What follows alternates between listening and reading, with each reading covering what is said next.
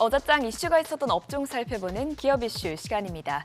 최근에는 반도체주에 따라 시장 분위기가 좌우되는 양상이 나타나고 있는데요. 어제도 반도체 종목의 투심을 끌어올릴 만한 이슈들이 대거 나오면서 양시장 모두 반등에 성공했죠.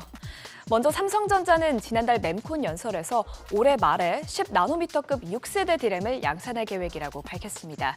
10나노급 6세대 제품의 구체적인 양산 계획을 공개한 회사는 삼성전자가 처음인데요. 삼성이 예정대로 양산에 성공한다면 현재 가장 최신 기술인 10나노급 5세대 제품이 만들어진 지 1년 만에 새로운 메모리 칩을 출시하는 것입니다. 이런 빠른 움직임은 이미 메모리 시장을 선점하고 있는 삼성전자가 더욱더 입지를 공고히 해나가겠다는 메시지로 해석되죠. 또 SK하이닉스는 미국 인디애나주에서 5조 2천억 원 규모의 차세대 HBM 공장을 짓는 것이 확정됐습니다. 양산 목표 시기는 2028년으로 미국의 AI용 첨단 패키징 생산 기지를 짓는 것은 SK하이닉스가 반도체 업계 중 최초라고 합니다. 이에 따라 미국 정부로부터 반도체 보조금 수요 가능성도 나오고 있는데요. 이런 이슈에 어제 HBM부터 SSD, 3D 낸드 등 반도체 종목 대부분이 상승했습니다. 램테크놀로지와 YC캠이 모두 상한가까지 직행했고 또 반도체 장비주인 하나마이크론, 이오테크닉스 그리고 DI까지 모두 큰 폭으로 뛰었습니다. 반도체가 가면 함께 가는 종목이죠. 어제 전선주와 전력 설비주 모두 강세 흐름 나타내는데요. 반도체주에 대한 수요 증가와 함께 국내 최대 규모의 전기기기 국제 전시회가 열리면서 기업들로부터 다양한 상승 모멘텀들이 나왔습니다. 먼저 LS 일렉트릭은 최근 AI에 대한 관심이 커지면서 전력 시스템 수요가 폭발적으로 증가할 것으로 기대된다며 여러 에너지 최적화 솔루션 기술들을 내놨습니다.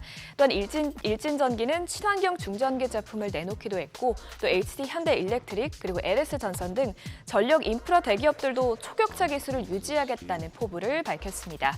이런 가운데 전선주의 핵심 원자재인 구리 가격이 11개월 만에 최고치를 찍었습니다.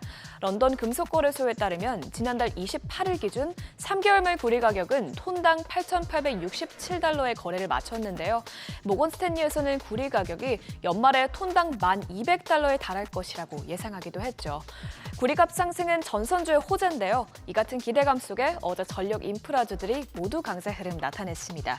일진전기가 21% 가까이 올랐고 또 가온전선이 11.89%로 크게 올랐습니다.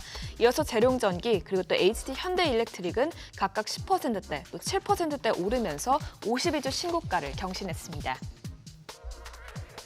전선과 전력기기에서 한 발 더 나아가서 최근 원전도 관심을 받고 있죠. 결국에는 AI 열풍에 따른 전력 수요 증가와 연관이 있는 것인데요. 안정적인 전력 공급원으로서 원전의 필요성이 커지고 있습니다. 이런 와중에 정부에서도 원전 산업에 투자를 늘리겠다고 밝혔죠. 어제 산업부는 정부와 금융권이 원전 산업의 신규 투자를 지원하기 위해 이달 중에는 500억 원 이상, 또 연내에는 약 1,000억 원 규모의 융자금을 공급하기로 밝혔습니다.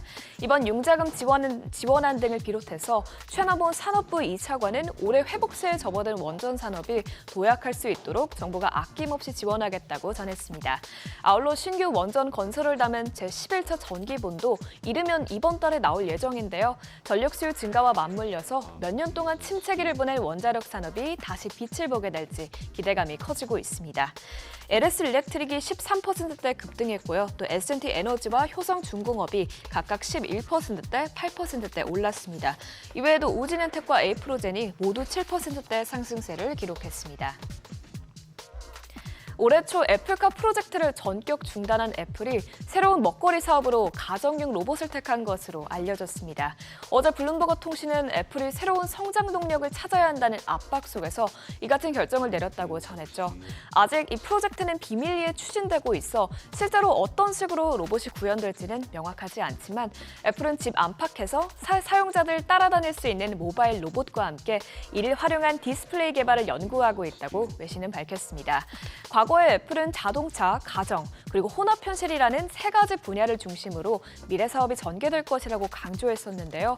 전기차 개발은 이미 포기했고 또 혼합 현실은 비전 프로가 나왔으니 이제는 마지막 수익원으로 애플이 스마트홈 시장에 주력하고 있는 것이라고 블룸버그는 분석했습니다.